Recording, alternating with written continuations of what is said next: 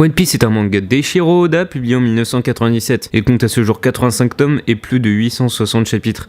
Et c'est loin d'être terminé, en partie parce qu'Oda fait des pauses à jaune 4, alors ça risque pas de se terminer demain. Si vous ne connaissez pas One Piece ou si vous n'aimez pas One Piece, oui, et les gens dans ce cas, vous demandez peut-être pourquoi est-ce que ce manga marche. Et justement, on vous donne aujourd'hui 10 raisons d'aimer One Piece. C'est parti.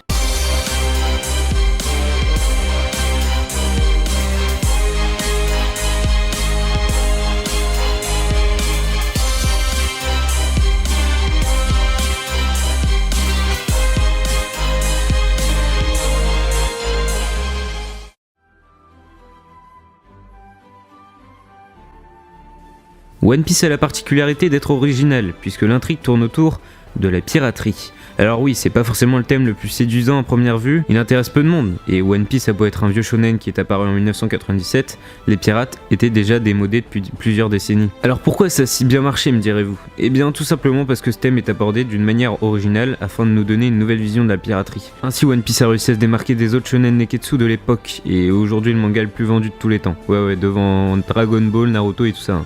Ragez pas.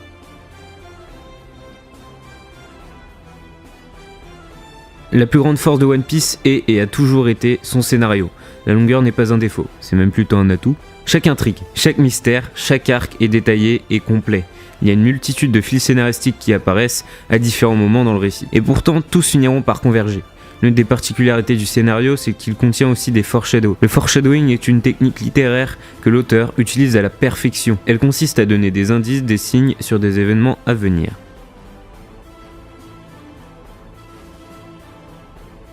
Ensuite, on notera la présence de nombreuses thématiques de One Piece. Elles sont intelligentes et ont pour but de dénoncer certains comportements de notre société. Ainsi, Oda traite de la question du racisme, s'attaque à l'esclavage et aux injustices sociales. Un peu de satire ne peut pas faire de mal et apporte même un petit peu plus de subtilité à l'œuvre.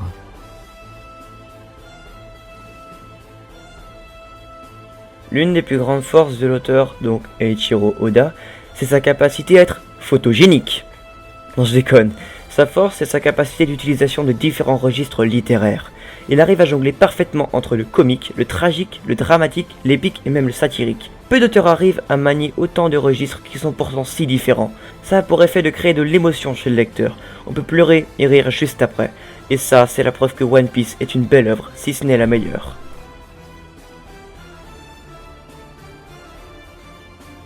Avez-vous déjà vu un univers aussi complet que One Piece ? J'en suis pas sûr. Tout le background est plus que détaillé, tous les lieux, les événements et les décors sont vraiment ultra développés. Presque autant que les Bob the Nami. Voilà, c'est tout pour moi, abonnez-vous. Bon, plus sérieusement, le travail sur l'histoire et sur la mythologie est vraiment précis. On remarque même que la géopolitique du monde de One Piece a été traitée en profondeur.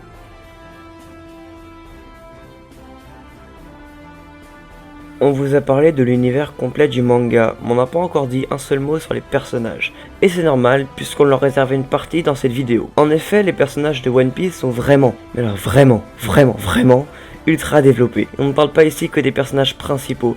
Alors certes, les 9 protagonistes qui constituent l'équipage au chapeau de paille, la petite liste Victisan s'il te plaît, ont chacun un passé tragique, un rêve fou, une apparence bien à eux, une personnalité et donc une psychologie recherchée, des capacités qui leur sont propres et enfin un statut au sein du groupe. Mais les personnages secondaires et les antagonistes sont loin d'être négligés. Certains personnages sont presque aussi développés que les membres de l'équipage. On prendra comme exemple le gars de l'eau, de Doflamingo ou encore celui d'Arlong.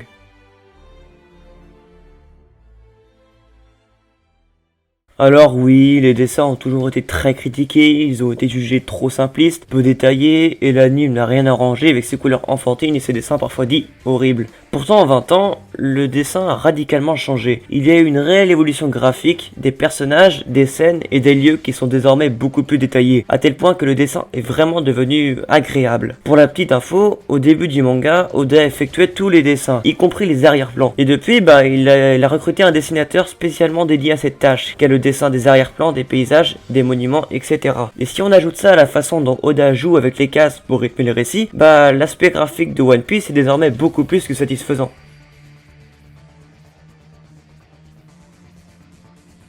One Piece est un manga très intelligent, beaucoup plus qu'on ne pourrait le penser aux premiers abords. Certains événements et certains personnages poussent à la réflexion par leurs paroles philosophiques, Comme Belle-Mère qui dit, je cite, soyez assez fort pour pouvoir rire de tout, ne vous préoccupez pas du regard des autres. Ou encore Iloulouk qui dit, je cite encore une fois, hein, un homme ne meurt que lorsque son souvenir tombe dans l'oubli. Luffy a aussi dit qu'il n'y avait pas de différence entre une banane et un crocodile parce que les deux se bouffent. Bon, je vous l'accorde, c'est peut-être moins philosophique celle-là. Mais pour le reste, on est d'accord que ce genre de phrase nous fait vraiment réfléchir. Mais ce n'est pas tout, de par sa longueur, il y a une vraie évolution dans la psychologie des personnages. Les comportements et les décisions à prendre évoluent au fil du temps. Le meilleur exemple sera sans doute celui de Bellamy.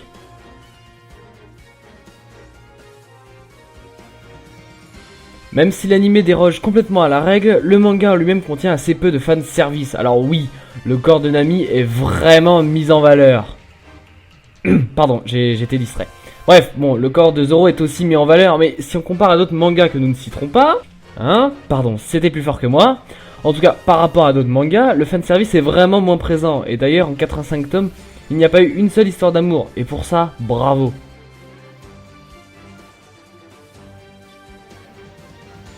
Pour finir, l'une des raisons d'aimer One Piece, c'est tout simplement pour son genre. Il s'agit d'un shonen neketsu, donc forcément certains codes reviennent, comme l'amitié, l'honnêteté, la force, ou encore les poitrines des... Bref! Pour ce manga, les valeurs et les principes qui reviennent le plus sont la volonté, la liberté, ou encore l'importance des rêves. Et c'est ce qui fait de One Piece une fiction absolument géniale.